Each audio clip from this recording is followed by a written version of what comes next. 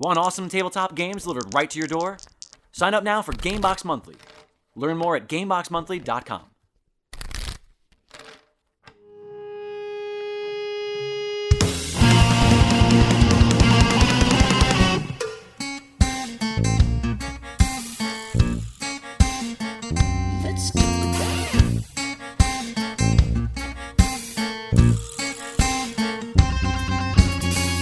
Hello, welcome to another installment of Elaborate. I am Jake Lloyd, about a month in. Thank you for sticking with us. I'm sitting down today with a goddamn enigma of a human being. She's an actress and voice actress who's lent her voice to movies like, I don't know, Star Wars. She's a rights activist and a champion to tiny dogs everywhere. Sitting down with Verona Blue today. Hi, Verona. Hi, Jake. How's it going? Pretty good, Jake. There's a lot of firsts going on. You're my first double X on Elaborate. I was like, we didn't date. Oh, yeah, twice. Yeah. You're the first double X on Elaborate. Cool. You are also the first person who I don't really know that well. That's kind of cool. Yeah, for the most part, everybody who's been on thus far and who I've sat and chatted with has been like somebody who I'm really close with or I've known for a long time. And we were only, barely a year into knowing each other's existence. Well, September-ish. Right, last year. So we're like, okay, so you're 8 months. So you're all right. 6 months. Whatever. I guess some of us are keeping tabs and some of us aren't. That's fine. It's just more important than other people, I guess. Yeah, I feel like you are, if you don't mind me saying, a fucking character. Well, that's what people tell me. And I definitely, you're one of those people who, I mean, piercings, massive blue mohawk. I'm not a real person, Jake. Don't you have like completely tatted up, which obviously that's almost like not even a thing anymore as far as a type. But I think that I definitely did the thing that a lot of people probably do, and that it was when I first met you, I probably instantly had you locked down. I knew exactly who you were. Oh yeah, totally, obviously. Right? And I'm aware of that. Yeah. I can admit that. I can admit that. We met through a mutual friend of ours, Tybee, who I love to death. And it was like, oh yeah, it's Tybee's friend. And Tybee's my best friend now, by the way. Is she? Yeah, we're like BFFs forever. She's magical. Yeah, she is. I think that the second F in BFF is forever. I don't think you need to say forever. BYOBB. The extra B is a typo. That's great. But in any case, yeah, I had you pinned down, and then I remember vividly, like, because we hang out with like a group of people, and it was just that sort of fun, raucous. I think we went to Bob's Big Boys. Yeah, totally. And did a lot of shouting at like 4 a.m. Yeah, we did a lot of shouting with a bunch of people who looked like we were some surly characters. And then we had Eric and his brother Ann looking like our like weird Russian mafia security guards. Yeah, so we had we had more people that could fit in the booth, and we had our two friends who like. They're brothers, so they look the same. They look the same, and they're both like, this was right in the midst of the election, okay? And let's just say that if you were to just take a stab at who they were supporting, you'd be like, oh no, yeah, these are Aryan race. Yeah, they were like totally Stormfront looking motherfuckers right there. God, like shaved heads, like very tall, very white. Yes, and it was, we definitely looked like a shady bunch of miscreants. And we were shouting about Jews. Wait, what? Why? Because Tybee's Jewish, I'm Jewish, like somebody else at the table was Jewish, and they were all talking about like, I think that's like legit Jewy things. Right. But we had these two like Nazi looking guys at the end, and the only word that punctuated the conversation was Jew over and over again, because that's the only word that anybody would ever catch every so often. Because it was like half of it was in like Yiddish and Hebrew, because we were talking about like bar mitzvahs and like our families and all that things, but we just kept shouting Jew as you do. That is that's a detail. Yeah. That's a detail. Yeah, because I was like, someone is gonna come and beat the shit out of us after this. So I also kind of look a little bit like a Nazi supporter. You literally are you're currently wearing a fantastically spiked vest, but on that vest is a patch that, if I'm not mistaken, is the Nazi symbol with like the cross, the censorship logo of it. Like it's an anti-Nazi, anti-swastika. But here's the thing: like, you see that from a distance. I had this patch for a long time. I got this patch like about 600 years ago when I was 15, and Yeah. And well done. I bought it and then I never put it on anything Oh. intentionally because one, I'm from Canada and there's not as much racial tension inherently.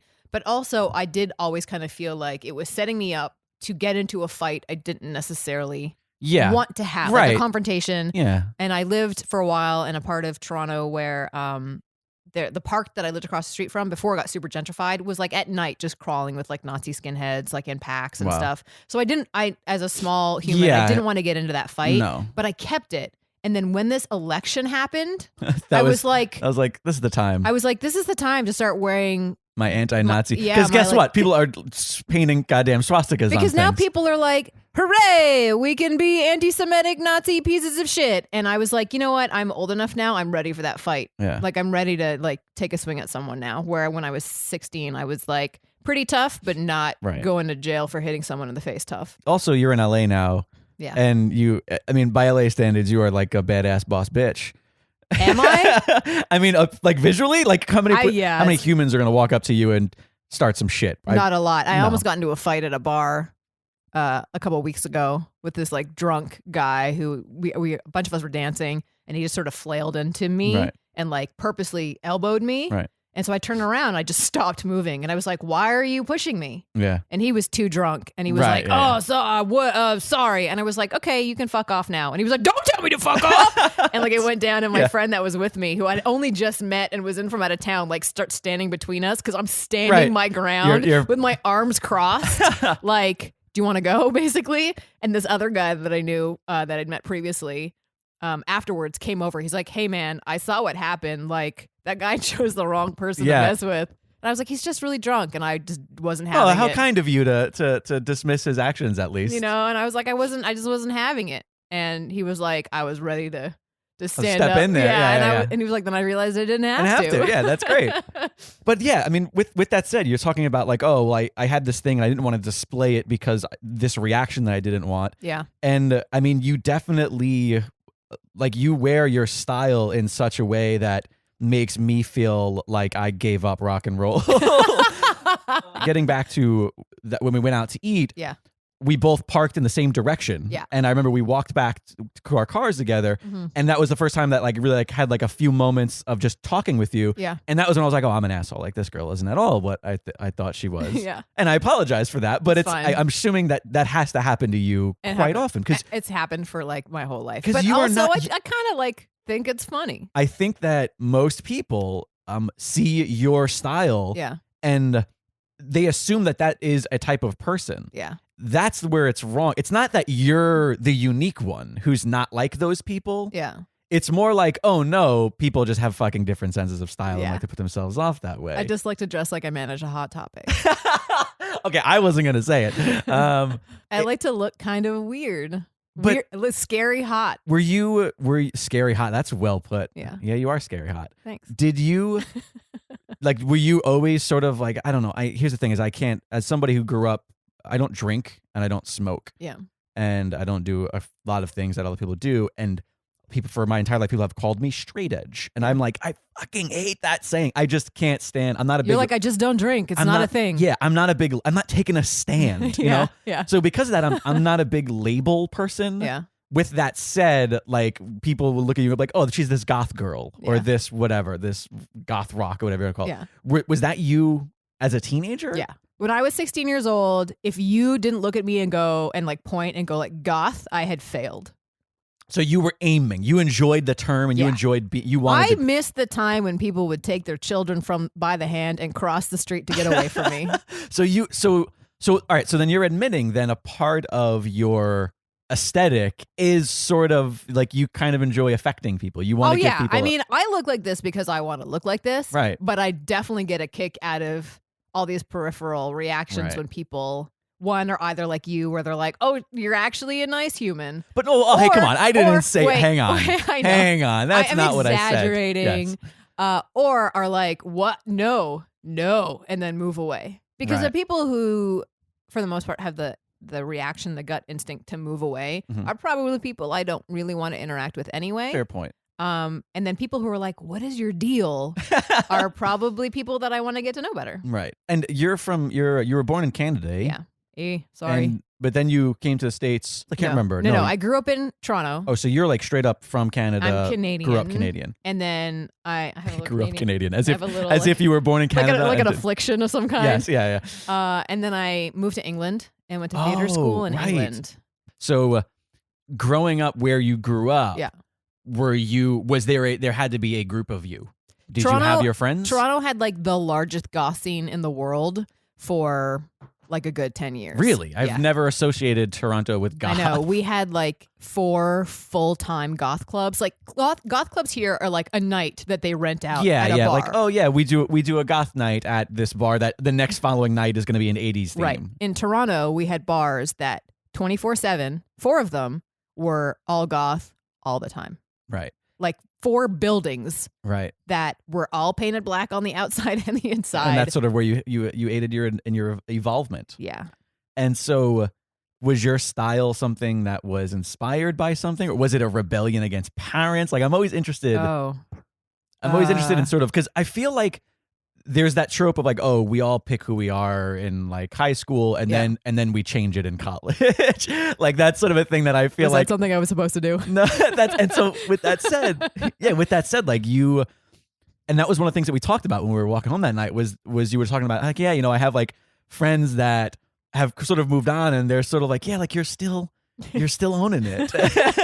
And what was the genesis of like your style? Man, because you did make an emotion when I said something about your parents. I hope this isn't a boring story. No, not so much about parents. So I went to a private school from the age of 5 until I was 18. It was non-secular, but I wore a uniform every single day. So I still have an affinity for like gray slacks. Yeah. When I was like 15, I had sort of an identity crisis, where I had just been friends with the same people in my school, because my graduating class was 68 people. So I knew the same people from when I was 5 years old, almost all of them until we graduated, unless they left with a handful of trade outs, but that's it. And just like at any high school or any school, you have people who end up creating new friend groups as you grow older or whatever. And then when I got into high school, a lot of the girls in my friend group just decided that they wanted to be grown-ups, high schoolers now. Right. And I was like, Animaniacs are awesome. And you're like, but what about Yakko? Right. Yeah. And they were like, we're not really into that. And my sister actually told me, she came to visit, I think last year. Okay. And we had this conversation about my niece, who's 18 now. And she was talking about my niece being bullied. And she said to me, she's like, well, remember when you were in high school and you were bullied? I was like, no. I have no recollection. I remember having a falling out with my friends, but I don't actually remember being bullied. Is it something that happened and you blocked it out? I don't know. Oh. So, but she had really specific instances that she told me about, that when I wanted to spend time with her on the weekend or whatever, and I seemed like it was very important to me. I don't remember this at all. Wow. So either I was bullied or not. I did have a falling out with all my friends. And there was this sort of gap all of a sudden when I was about 15 where I had to figure out who I was. And I think everybody at that age does. Yeah, of course. But now I was kind of doing it in a weird vacuum. Right. Because the school support system wasn't there anymore. Right. And I was friends with this one girl, Gwen, who I'm no longer friends with because she slept with my boyfriend when we were in our early 20s. Isn't it amazing how that happens? Yeah. And I'm pretty sure my childhood best friend is marrying my high school ex-girlfriend. Cool, tight. And any day now. Nice. But we were best friends in high school for a period, and her older sister was in this little alternative sort of clique. Right. And alternative meaning alternative music? Well, gothy, punky, whatever. Mostly goth, but just tons of Cure. Black clad wearing people. So I spent time with her, and I was sort of on the fringes of them. And my brother, who was fully into goth industrial, whatever as well, who was 9 years older than me, all of his friends were goth. And so I started spending time with her and then with my brother and his entourage. And so when I was 15 years old, all of a sudden I was like, oh my God, I know who the people are that I like. And it's these people with very large hair and combat boots. Right, yeah. And I then realized that whenever I saw punks and goths on the subway and in transit in public, I would stare at them. Interesting. I was like, what are you, like magical And so humans? do you think a part of it was like, oh, I'm forced to wear this to school every day? And like, no, it wasn't that. It was simply just like, hey, these are my people. Like, like totally whenever was my people. it's almost like I'm going to equate it to like a modern like movement. I don't know what you would consider this, like the safety pin. You know, the safety pin. I pointed to my head because I have one that I wear in my hat. I was like, sorry, he put a safety pin through his forehead. I realized I was gesturing in a weird way to her, and she looked at me. But yeah, like the idea being like, okay, we live in a time now where not everybody feels safe, and there's this movement of like, oh, people wear a safety pin to let you know. For you, in a sense, it was like when you were young, you're like, oh, this is people wearing a thing that lets me know, hey, I can be myself around these people. Yeah. These are my people. These are the kind of people that will understand me. And I think that you are literally describing in its most simple forms just cliques as kids. Yeah. Like, and that's sort of like when you find your group, like the same thing could be said about jocks, could be said about. Sure. I sort of fell in this weird world. I also didn't have necessarily a style, but and I mean that I definitely have a sense of style, but I meant like I didn't have a genre or I didn't have a clique. Like I definitely wore like the pleather pants and the pleather. I definitely watched The Crow way too much when I was 12. Can't rain all the time. Yeah, and I had the long hair, and I would wear the weirdest shit to school. Like I was also highly influenced by the pro wrestling tag team, the Hardy Boys. Cool. Who I don't know what that is. No, but I'm sure certain listeners absolutely know what that is. And they were sort of like that, like super tight pleather or what's that like fabric that's kind of stretchy. It was really popular in like the late 90s. Mesh? No. Well, yes, mesh too. I still have tons of mesh shit, but you still have tons of. Yeah. Well, okay. you live in LA, you're an actor, you never know when you're going to need. I have the tattoos. Every now and then somebody's like, hey, come in dressed like a goth. I'm like, well, I still have my pleather pants and my meth shirt, so we'll rock that. Nice. Of course, the pudge underneath it doesn't look as nice as it used to.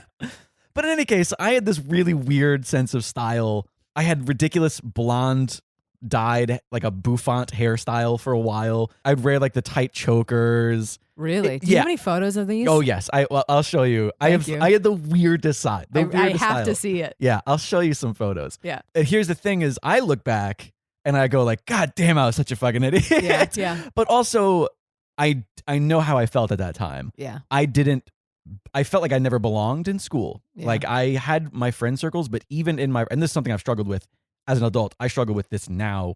I just turned 34.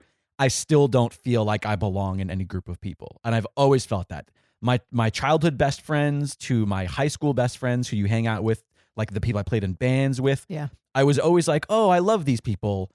And I'm here with them, but I'm not one of them. I've always felt that way. And so I think my style was sort of an extension of that, where you were just trying to like find the pieces, or I was just trying to be different. Yeah. I didn't like being any one thing. Yeah. One day I would show up, one day I'd be wearing the pleather pants and like the tight mesh or like the long black turtleneck, really long. And then the next day I'd wear a corduroy sweater vest with nothing underneath it. Sure. Just the weirdest. You're a drama kid though, right? Yes. So. Is that what it is? I think that's what that is. You just cracked in it. I just wanted to be anything but myself. I think that's just what that is. Yeah. Yeah. But the thing is that I think, and maybe I'm trying too hard to make myself unique in this situation. But like my brother's friends that I spent a lot of time with, who like really quickly, I'm sorry to interrupt. So you've now said you have sister, brother. Do you have a few siblings? I have 3 sisters and 1 brother. Oh wow, there's a clan of you. You guys you're a basketball team if you want. Are we? 5 of you, right? I don't know. Yeah, okay, great. I'm asking you. In any case, okay. So and where do you fall in that line? I'm the youngest. See, I'm also the youngest. And you and I are the same amount of messed up. Maybe that's why we both have to shout, because no one's ever listened to us. Oh my God, Verona, no, you don't understand. We have friends. Tybee, for example. Yeah. Tybee, she's never said it, but I know.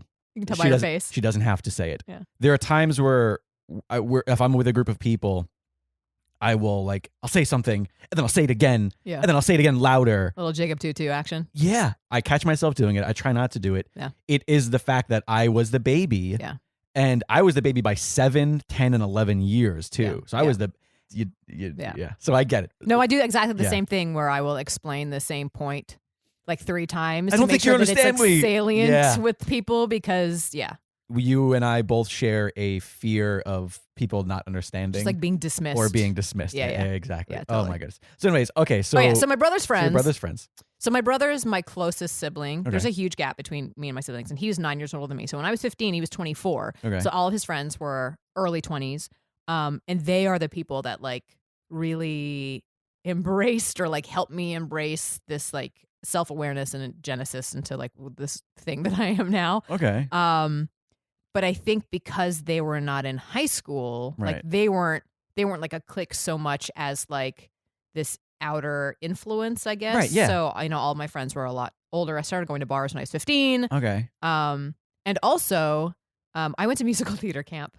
Musical theater camp, like during the summers. Because I'm also a drama kid. And I remember the first year that I went, there was like musical theater, and it was a like National Music Camp of Canada. So there was musical theater, and then there was like jazz, and then there was like the orchestra. Right, yeah. And in the jazz, I don't know why in the jazz, but in the jazz part of the camp, there were all these fucking goths. Really? And they were called the Freak Clique. And the Freak Clique? Yeah, and they like were like somebody didn't quite understand how click worked. yeah, I mean it's Canada, so it's like a little bit French. And, okay. But they were like, I can picture the one guy like full white face, top hat, like summertime trench coat, everything with like his saxophone. I'm pretty sure Fred Armisen plays that character on right. with a But like we were all that, right? In yeah. like the mid 90s, we were all right. that. And I remember seeing them like in the distance across the soccer pitch or whatever, and being like, them, that's me, that's them, that's me, that I want them. Yeah. For listeners, I'm pointing across right. the room. No, I get it. And Yeah, waggling my finger. You and I are both very animated in the way we talk. Yeah. If I didn't know any better, I'd think you're from Long Island. Maybe I am. I don't know. So like there was this like weird outside of my school finding my people. Yeah. But the people I was always drawn to consistently were always like the goth Yeah, the kids. goth kids. Always. Okay, so your parents, were they just like, whatever, that's my kid? Nah, my parents are a lot older. My dad is like 89 now. Oh, shit. And yeah, my mother's in her 70s. So like, also my mother got married, had 4 kids, and then her husband passed away, and then she got remarried and had me. So your father is your only, is not the father. So I'm the same way. Like I have many siblings, yet technically I'm an only child. It's that yeah, sort I of had thing. that same like weird thing as exactly. well. So when I so she was also just done by the time you were yeah. So part of it, she was like, I hate teenagers. No, she was just burnt out. But also, I feel that way. My mom was that way. Like she was always like, yeah, he's the weird one, but I'm not going to try to fix this. I've tried with the other ones. I think they were like, I think genuinely like there would be with any parent when there's like a drastic change in their child. Yeah. They were concerned about like what was happening. Yeah. But for the most part, like I still went to school. As far as I knew, I wasn't doing drugs or anything. And like, and were you a good kid? Yeah. It seems to be that the parents who have the most concern for their kids because of their sense of style. Yeah. Those are always the kids who are like the best kids. Yeah. They always excel in the arts, and they always and they're like, these are kids who are not trying to harm anybody. Like they're not the ones. It's the kid who looks like everything is fine, who's out stealing cars and shit like that. Shoot up the school. Yeah, exactly. That too. Yeah. Yeah. My parents, when I grew up, never really punished me. Right. Like I just lived in constant fear of their disappointment. Really. Oh, how Canadian. So we're just disappointed. So really was like that. So it was really like with a dog where you reward it when it does the thing you want and you ignore it when it does the thing you don't want. So you got positive reinforcement. I was kind of raised like that. I was a good kid. I kind of sucked at school at some academics because I either didn't care or I was just straight up bad at them. Right. And I really wanted to go to an art school, and I was in this like very academic private school, and my parents were like, "No, school is important," and I was like, "But I want to dance." And so then so moving forward. Well, yeah. So I know we're jumping around a little bit, only because, like I said, you're fascinating. So why do you think you never grew out of it? Not that I think you should. I'm not suggesting like. I mean, why do people never grow out of white T-shirts with like a sports team on it and blue jeans? Fair point. It's just who you are. Yeah. It's just who you are. Yeah, that's fantastic. I can't argue that. Like I know it's kind of a high maintenance style from one sense, I guess. What do you mean? Oh, like just keeping up, like Yeah, just hair, like dyeing the hair. and like just like committing to like having all this crap in your face and like paying By for the way, endless tattoos. my favorite description of a person with piercings: a lot of crap in their face. You know, like I fell in a tackle box, and like this, it is easy to just like go to Gap or Abercrombie and buy like whatever. Shit was manufactured in a sweatshop and just look like everybody else, and like then nobody can judge you or anything. They can't put anything on you because you just look like that. And I think, as I say, you just look like proletariat like everyone else. but like, I just, it's just who I am. Like I actually feel like quite uncomfortable if I'm not. That's wearing my clothes. That's it. It's all about comfort. I think that's what happened to me. Is like in my 20s, I was playing in bands and I was the rocker kid. Everything to me was about appearance, and I was so desperate to fit in a world where I still didn't want to look like anybody else. Yeah. And I struggled with identity. I still struggle with identity. And I think at some point in my 20s, it really came from meeting a woman who like just kind of loved me for who I was. That was when I was like, okay, I think what I'm more concerned with is comfort and confidence. I want to feel confident wearing what I'm wearing, yet simultaneously never be uncomfortable. Yeah. And I feel like juggling those two things is sort of how I found my quote style. I don't really know if I even have a style. When people think of me, I'm curious of what I'm wearing in their head. Oh, yeah. Does that make sense? Yeah. I feel like when I think of you, it's this. Like literally what you're wearing right now is verbatim exactly what I think. I'd be curious about that. I'm going to take a survey amongst friends. Like, you should. So in any case, you went to England. Yeah. I went to England and did a master's in classical theater. You also studied stage combat, and you I studied went to all of the theater things. So the theater thing, it's a conservatory school. Right, so it's like 7 to 5 plus rehearsal where you do like 6 voice classes a week and singing and combat and movement and Linklater voice and accents and like text study and all of that stuff. Hardcore. And you put up like 4 or 5 productions a year. And it was all classical. And how long were you there for? I was in England for 3 years. Gotcha. Doing that all 3 years. So my master's program was 1 year, just over 1 year. And then I did a show at the Edinburgh Fringe Festival right after that. And then I moved to London and then was doing theater and film and stuff in London. Gotcha. Yeah. And so when did you get out here? Just over 6 years ago. Gotcha. So where does ballet come into all this stuff? I started doing ballet last year. Oh, that's new. Yeah. Oh, see, for whatever reason, because you're just so darn good at posing in photos, I guess. It's because there's photos of me in point shoes. Yeah, I kind of assumed that you. Oh, so is it a hobby of yours? Yeah. Wow, what's it like having a hobby? It's so ballet. I chose specifically one because it's beautiful. Right. It's really fucking hard. Yeah. Like that shit breaks people on so many levels. It's hard. Mentally, it's really just complicated. Physically, obviously, it's hard. It's a very, very technical art. So, the musculature has to be very specific, and it's something you have to develop. If you don't have like supernatural turnout and flexibility, that's something that, which I don't, you have to like really work at. So being able to hold your body in those positions. Yeah. You hold your arms and everything. Ballet's very unnatural. Like the positions that you go into are very unnatural. So it's a combination of just like this physical, impossible movement and combined with the mental game of choreography and just technical skill. Did you just start taking like a ballet class out here? Yeah. So I found a school called Align Ballet Method. Okay. And they are specifically for beginner adult ballet. And it's mostly women, but there's men in it as well if you're interested. And you can try free class. Look at that. Coupon code TRYALIGN. Yeah. Hey, hang on a second. They're not giving us any money. And so with the way they do it, if you've never done any ballet at all before, which I hadn't, they have 3 levels. I'm not sure if you can believe this, but neither have I. It's weird. 3 levels of workshops, which are each 6 classes once a week. Mm-hmm. And so they just teach you like the super basics, right? Yeah. Like how to find your natural turnout. Gotcha. And then plies and like the different positions. What was the reaction when you walked into the ballet studio?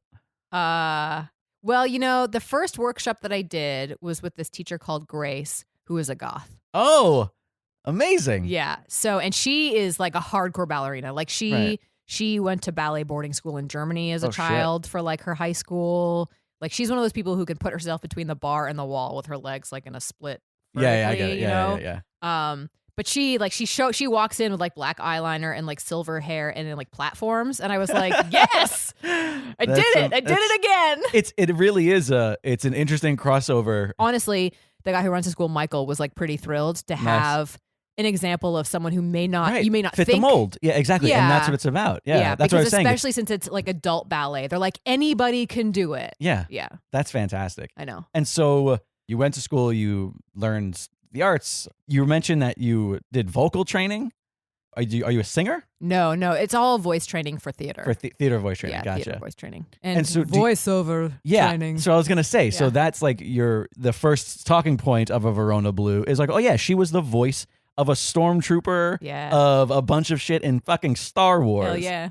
And so like, long live the Empire. With that said, like is there other voice work that you have? Because I really only know of that thing that you've done. So all of the other stuff that I've done that's out in the world is all industrial stuff. Oh. I audition a ton for video games and things like that and like television. Right. But it's like so much more competitive than on camera. Right. Yeah. Because it's not, doesn't matter what you look like. And it's not location specific either. Yeah. So I'm still trying to break in to those. How did Star Wars come about? I know the supervising sound editor at Skywalker Sound, and when they were doing the new Star Wars movies, he got to put together his loop group from the people that he wanted, and he knew for sure that I would be all over it. Who you know, kids. So so I did the loop group, but the Stormtrooper thing is like kind of luck in a way. Right. Are you the very first female Stormtrooper in all of Star Wars? Like white Stormtrooper, like white armor Stormtrooper, yeah. That's amazing. Yeah. You are the very first ever female Stormtrooper. Yeah. How cool is that? I know. I like when he texted me actually to ask me to come in to do a second session to do the Stormtrooper, like a female Stormtrooper. Yeah. I was out in public and I just started like air punching and my friends were like, what's happening? I was like, I can't tell you. Air punching. I like that. Yeah. Most people would call it shadow boxing, but no, that's cool. Air punching is better. Like, oh, I get it. Up in the air. Up in the air. Yeah, no. That's way better. Air punching. What am I talking about? Yeah. It's a far better. Can you imagine shadow boxing? That would have been amazing. I thought you meant like you were like, no, like bobbing and weaving and everything. No, that's what I thought you meant. Like that's hilarious though. That was where my brain went immediately. I love that. So you are already a massive Star Wars nerd. Is that your only like nerd culture thing? Because you say you're not a gamer. You're not. No. I really like sci-fi in general. Gotcha. And like as far as books go, like Golden Age of sci-fi, like Asimov and Heinlein, and all those, like I really like that kind of literature a lot. Okay. But would you qualify yourself as a nerd or a whatever? I mean, probably to an extent. Like I like that stuff, and I like and I like Marvel, and nobody likes DC. You guys don't like DC. DC's terrible. Oh my god, that's hilarious that you said that. I have opinions on nerd stuff. But yeah, like we were saying before we started talking on mic, I don't really like video games. Yeah. I just don't care for them. I like being in them and like running around and doing the actions, but I don't like mocap stuff. Yeah, mocap and like voice work, but I don't enjoy actually playing video games. I find them really tedious. Tetris is the only game worth playing, period. The most tedious of all games you just named. So good. It's so good. It's on a desert island. But hang on. If the reason you don't like video games is because they're tedious, Tetris is arguably the most tedious. Because I think it's because I'm like a entertainment multitasker. Right. And so I can play Tetris mindlessly for hours while also having the TV on. Okay. And like browsing the internet. No, I get that. But like if you're playing Horizon, that's all you're doing. Or just like anything. Yeah. I made the mistake of starting a game called Skyrim. Yeah. I heard that's like pretty intense. Oh God. It was a terrible mistake to start this video game. And the thing about like modern video games is that the technology I think is really amazing. Like all the motion capture and the performance capture and the graphics are incredible and the storytelling is incredible, and I just find it really boring. Like if I wanted to watch that performance, I'd watch a movie. Right. Or I'd watch a TV show. Like I don't want to have to like watch a movie and then partway through complete the movie myself. See, I guess for me it is that level of like of role playing involved. You know what I mean? Like the reason they do it, the like legit reason they do it is because as a gamer, you're like, oh shit, and then they give you a break. Right. Yeah. Right. To be like, okay, we did it. Oh shit, and then you get a break. That's like why the cinematics are in there. There is also this level of of like chaos that's in a lot of new games. Actually, for example, so in Skyrim, this happened the other night, and I was just like, I think it was what hooked me in this game. So Skyrim is like this open world where you can travel anywhere, and you're this a character of your. There's like dragons and things. Yeah. Okay, but so there's like this giant. Okay, and I'm sort of stalking him. I'm like crouching, and I have like my little companion that I'm with. Yeah. And I'm looking down, like I've drawn a bow, and I'm gonna like kind of snipe him with a bow in the clouds. And as I'm looking at this giant, this fucking dragon just comes out of the sky and like lands on him and starts blowing. And it was one of those things where it was just like total chaos. It's these two AI characters, and I'm just a voyeur in this. Yeah. And it was that moment of like, holy shit, this is the best game I've ever played in my life. So I feel like it's moments like that, that really get me excited about playing a game and just like that chaos factor. But in any case, so you don't consider yourself a massive nerd. I don't know. It's like I think it fluctuates and it depends on the context and like. Well, I mean, you're definitely a Star Wars nerd. You're a member of the 501? 501st. Yeah. 501st. Yeah. Explain to the people what that is. 501st is the world's largest imperial costuming club. We dress like stormtroopers, or more. No, officially. I was going to let you just say the simpler terms. Officially, we dress like plastic spacemen. Oh. No, we dress like stormtroopers, and other imperial characters, and like denizens of the empire, so like Tusken Raiders and Jawas and bounty hunters and all those things. And the costumes have to be screen accurate to be in the club now because we are officially recognized by Lucasfilm and do like official events for them. Yeah, I was gonna say because so they like you get hired. When I say you, I mean the group and you, whoever you get hired to go do events where they need a ton of people there. Didn't they do the premiere for Rogue One? Yeah, they had people out there. I'm not sure if the stormtroopers at Rogue One. I think the stormtroopers at Rogue One were not 501st because I do remember a conversation where 501st nerds were like, "Look at their knee; it's all done wrong." Maybe it was and Force. Maybe it was Force. But maybe the Force Awakens. I remember one of them. But like the Rose Bowl parade, like 10 years ago, where George Lucas was the marshal or whatever. That was like. He had that huge. That's so like, funny to me. I don't know why. George Lucas as the marshal of the Rose Bowl parade. I don't understand parades at all, so it's like a weird thing. Wait, you don't understand a bunch of? Like, hang on, let me explain a parade to you. Okay. No, I know what a parade is. I just think they're kind of dumb. It's a bunch of people doing a thing as they walk, and then a bunch of other people watching a bunch of people walking. And let me just specify, not a race. Why? Could be a race. Parades would be so much better if it was a race. You had to do the thing that you're doing.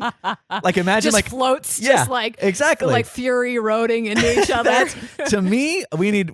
That, I mean, I'm down for that parade. Yes, we need competitive parading.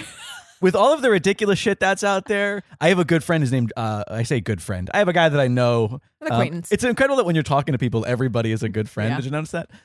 He's a juggler by the name of Josh Horden, and he's insane. He's amazing. He is also the world champion at combat juggling.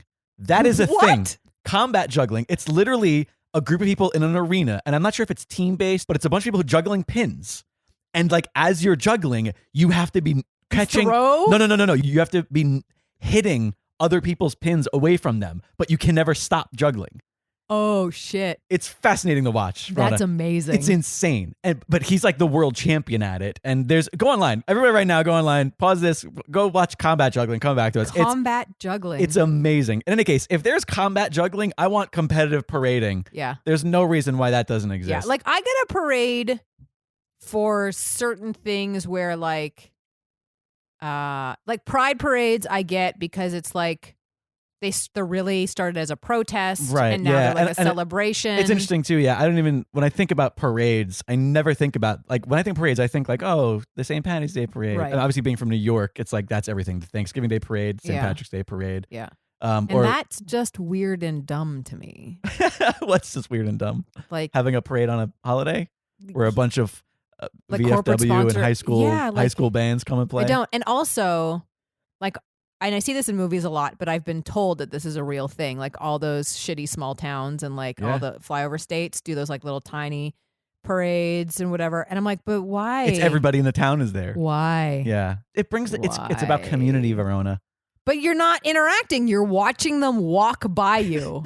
Yeah, and a lot of times they're not doing anything. If it was like the fair, like the county fair or like a barn dance or whatever, like barn dance or whatever. Like I get you're like the interacting. Sock hop. You're having like a party and like the community comes together and like does a thing. But a parade is like your neighbors walking past you. Yes. It dressed like a clown. Wait, that's even a stretch. Most of the time, they're not dressed like clowns. In those small towns, it's just like, we are the group of people that do this thing in the community, and they're just walking and holding a banner. Weird. Were you a band kid? No, we didn't have band at my school. My high school was not. That's right, 36 people. 68 in my graduating class. Right. Yeah, there was like there was no cheerleading squad. We had a hockey team because it's Canada. You had barely enough people in the school to fill the roster of a hockey team, but you're like, well, we got to have a hockey team, eh? So we had a hockey team, and we had like a really good girls basketball team.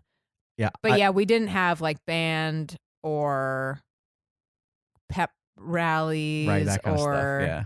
So things that I see in movies that you go, hey, assume that's not high school. That I assume were not real, and everyone assures me they actually happened. But in any case, I was a total band kid. Okay. Like marching band. I wish. I would have loved to have been like a drum line or like a cheerleader. Oh my God. Yeah. And remember, I specified my odd style just a moments ago. But don't they give you uniforms? Yeah. But it was just fantastic. Like trying to still be that thing and then wearing a big feathery like hat. I had blue hair in high school. Oh, really? Yeah. Have you always had the blue hair? Pretty much. Since I was 17, I've had blue hair. I'm going to ask the dumbest question. Is that where blue comes from in Verona Blue? Yeah. I know it's a kind of an obvious one, but you never know. Yeah. I can get away with it because I have blue hair. Which came first, the name or the hair? The hair. The hair? Yeah. Well, there you go, kids. The secret's out. The secret is out. Oh, no. But I will say this. Yeah. I love the parade and marching band. It was always an exciting time. Yeah. Because we got to travel and go to a thing. We went to like the Orange Bowl in Florida. We paraded in Disney in high school. Yeah. And I get like the Disney parade because it's like and it's at a theme park. It's a corporate event in a theme park that is like entertainment for the patrons. Yeah. But it's just weird when it's like if you and I were to grab a banner right now and like start walking down the street with like a boombox playing like the banner would just say "Youngest children, can you hear us?" ? And it would just be you and I and a couple people behind us with just sing just playing "That's me in the corner." That's me. Yeah, I don't know. A parade is a weird thing. It's a weird and how thing. did we get on parades? I don't remember where this came from. Talking about the 501st. Yeah, 501st. Yeah. So I'm a member of the 501st. That's a long way to go. And I have a Stormtrooper uniform. And I have a Bush costume. That's the bounty hunter that Princess Leia dresses up as at the beginning of Return of the Jedi when she goes to rescue Han Solo. Yeah. When she's all a badass assassin. Yeah. And I also have a Tusken Raider costume because they're very comfortable. Yeah, right. You can't see shit, but like it's very easy to wear. It's like a tunic and a robe, right? So you just pull it on top of your regular clothes. There's no like weird elastics and like plastic falling off of you. And then you pull the helmet on and you can't see anything, but it's fun. This past Comic-Con last year, I stayed with a friend of a friend in San Diego who did the whole Stormtrooper getup that day. Mm-hmm. And it's a commitment. I was like, why would anybody do this? Because you look cool. It's just watching her lay out everything beforehand, like still gluing pieces the night before, and then just simply watching her get into it. Yeah. And then sort of being miserable all day. Yeah.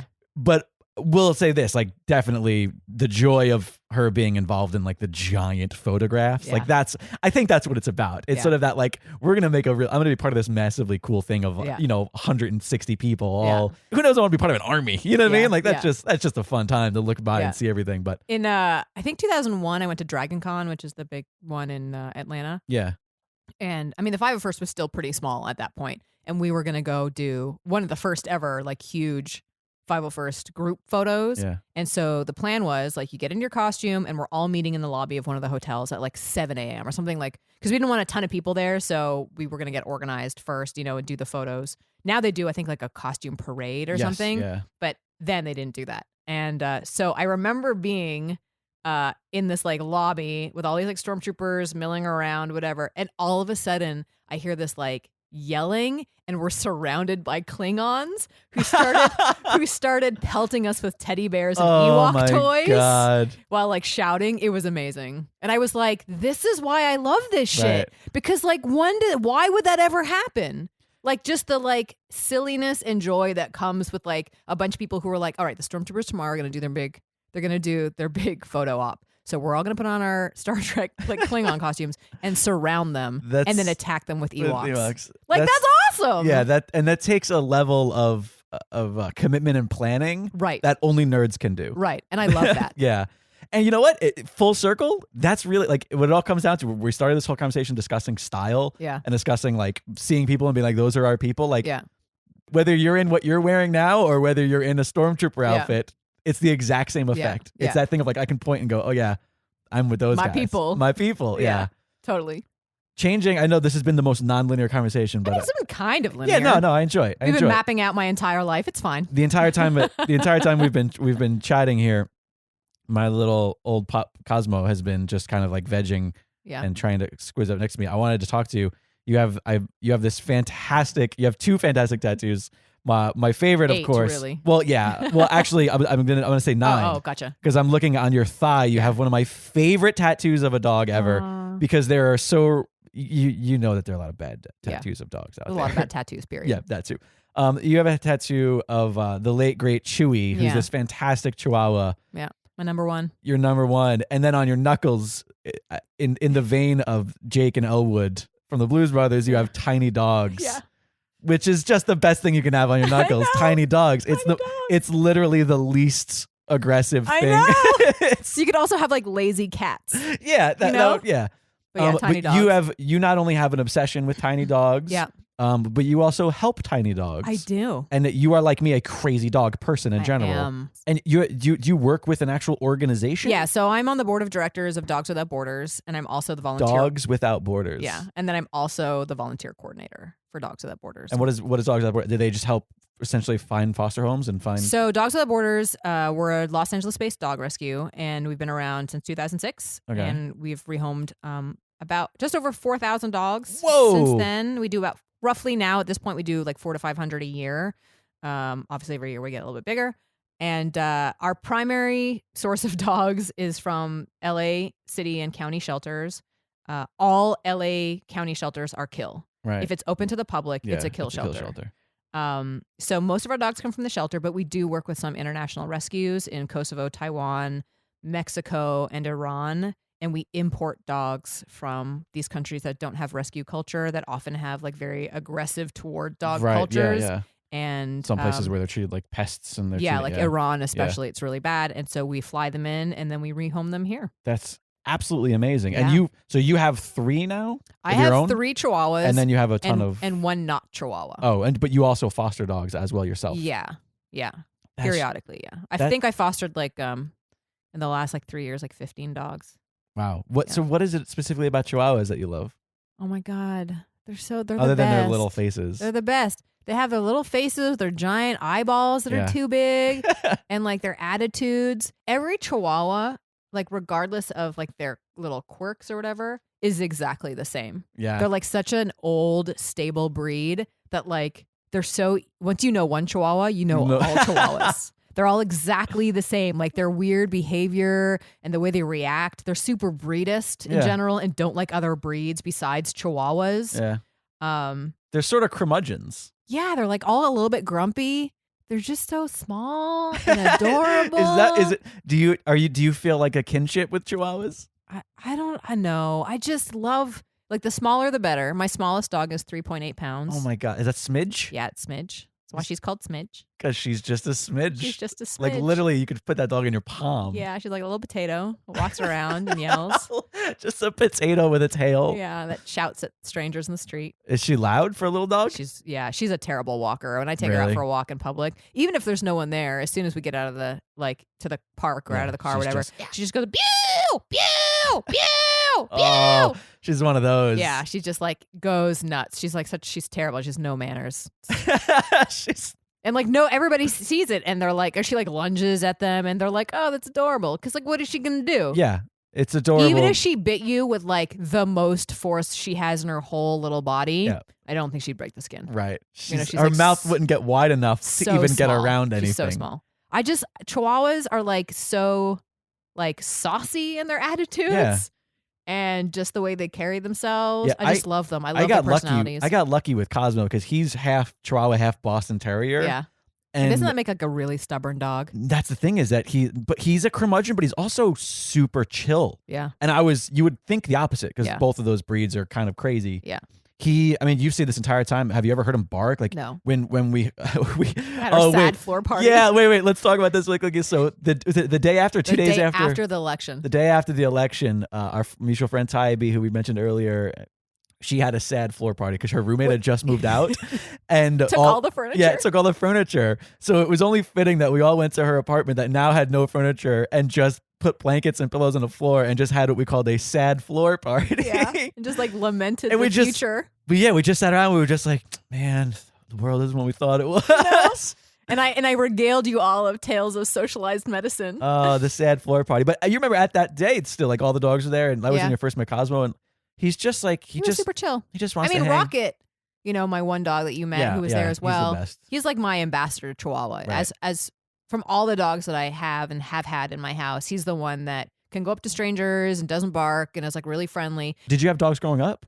Yeah, we had bigger dogs growing up though. We had my first dog was a dog called Muffin that was born in our backyard Okay. from like a stray dog Oh, and then gotcha. like a dog down the street. Right. My parents have a really big property, and at the very back there is a ravine, and there Gotcha. used to be like a little wooden dinghy sailboat, Oh, like wow. overturned right Wow. at the very back. So you had sort of a country upbringing in a sense. Not country, but like, no, it's just a giant. It was like an acre property. Gotcha, just a like big suburban? just a big rich people property. Oh, Yeah. not so gotcha. Yeah. And so the stray dog had puppies under that boat. The gardener came and got my mother and was like, "There's this dog in your backyard," and she was like, "Well, we don't have a dog." So she went, recognized the dog. The dog was fine with her, and then so she found that there was a litter of puppies and this Oh, and wow. this stray dog. So we built like a little fence around so the puppies wouldn't like get lost or whatever. And she was really timid. We really couldn't touch her. We wanted to like try and get her and like get her spayed or whatever. Yeah, and but- she eventually like left Gotcha. and just left the puppies Right. behind. So So you're like, all right, well, we'll take care of. so what we can had these take care of. puppies, and then we kept one, and I think we just rehomed like with family friends. I'm Right. not totally sure. I don't So, remember. your rehoming of dogs started very young. Yeah, I think I was like 7 or 8 at the time. In any case, you touched upon very briefly. You were like, "Oh yeah, my parents have this rich people property." We're gonna wrap this up, but will you come back to me and talk to me about that? Okay. That's a story I want to hear. Okay. Well, I mean, we already covered that. I went to a private Yes, school. yeah. For I feel 13 like, years. I feel like we could probably elaborate on that a little bit, which I'd love to. It was fantastic talking with you. Thanks. How can people find you on the internet? You can find me on the internet on Twitter, shouting about Republicans at Bathory, which ends with an I. It's B as in Bob, A T as in Thomas, HORI. On Instagram with the same username. And then if you're so inclined, I have a fan page on Facebook. On Facebook, yeah. I feel like Verona those are just Blue. kind of tough nowadays because of the algorithm. People don't see it anymore. Yeah. And veronablue.com for like my reels and some movies and, And yeah, shows and stuff I've been in. you were and- saying that a movie that you're in just premiered or is Yeah, debuting? it just premiered at South by Southwest. Yeah. It's called Drib, DRIB. It's weird and funny. Yeah? It's about, very quickly, there's this guy in Norway who like went viral where he's a small dude and he Okay. like went up to some bouncer and started to fight and got his ass knocked the fuck out like Okay. immediately. And so an energy drink company, an unnamed energy drink company, like thought that was great and we're gonna do like an ad campaign, and they flew him to the US. Oh my And it was a God. total shit show. And so it never happened. And so he told his friend who's a director about it, and they wrote a movie based on that experience. That sounds amazing. And weird in a great weird, way. And yeah. And anyway, it has a lot of really cool people, great actors in it, and it's very funny. And I play a very shitty like wardrobe stylist. Oh, Like fantastic. really condescending. Fantastic. Oh, that's got to be great. And it was really fun. Yeah. And it premiered at South by Southwest. What's it called one more time? Drib. Drib. And is that, do you know if there's distribution yet for it? I know they have like South American distribution. Right. I think they're still looking for North So American it'll be out distribution. sometime soon. Yeah, it should be out sometime soon. And there's like a couple trailers and stuff. And their Instagram is drib. Well, fantastic. As always, you find me on Twitter at Liquid Jake, on Instagram, Jake Lloyd. Please follow It's Dragon Wagon on all social media. And I haven't really been talking about this, but if you're listening, please use the hashtag #ElaboratePod and let us know. It's one of those things where I never set up a Twitter for the Elaborate because I think it's redundant. Yeah. You know, there's so many. Yeah, Between the Dragon Wagon one, between my I own. feel that. It's one more thing that You're you going know. to neglect. Exactly. Yeah. So please use the hashtag #ElaboratePod. Also, the onus is on you. yeah, exactly. I know that we're just out of March officially, But March was officially Tripod Month. It was a month in which we were trying to get people in the podcasting community, we're trying to get people to suggest podcasts that they like listening to, people who don't quite get podcasts yet. So if you're participating in that, please be sure to include anything from the Dragon Wagon Radio Network that you listen to, and always use the hashtag tripod, TRYPOD. You get it? Tripod. Got it. I immediately went to is this like a three-legged dog thing that we're going to talk about now? PAWD, tripod. Yeah. Also, if there's any chance you're in Phoenix listening to this or near Phoenix, my feature... If you go pick something up for me, that'd be great. Yeah, that's it. Yeah. My dry cleaning. My feature film, Pinch, is having its Arizona debut, Cool. I guess you would say, a premiere Congratulations. at the Phoenix Film Festival. Awesome. On April 11th and 12th. All the information can be found at phoenixfilmfest.com. Nice. Thank you so much for listening. And we'll see you. Thanks for listening. We'll see you soon. I love you, Verona. Love you too, Jake. Hey, everybody. I'm sitting down with somebody who you're very familiar with already, Paul Bianchi. Yes, I'm sitting down with you, Jake Lloyd. This is true. We are both currently sitting down. I want you to tell us a little bit about your love for Greek mythology. Oh my gosh. This is a lifelong love that began when my dad opened up Dolores' book of Greek mythology and started reading me stories before bedtime, and it just grew from there. You utilize it a lot as a writer as well, don't you? A lot of writers. Right. It's Hollywood is overrun with allegories about Greek mythology, and I think that when you become really familiar with it, you see it even in places you didn't even expect to see it. And shit gets weird in Greek mythology. Oh, super weird. Yeah, there's a lot of incest and there's a lot of murder and cutting of genitals. You know, it's a party. And it's a party that you talk about on a podcast on this very podcast network. Segue to Misunderstood, my podcast, where I talk to my good friend Sarah Oliver about Greek mythology, and she tries to learn. Just bless her heart. How do they check it out? Well, they can check it out on Stitcher and iTunes, and they can go directly to the webpage, misunderstoodpodcast.com. That's fantastic. Thanks, Paul. Thanks, Jake. It's misunderstood.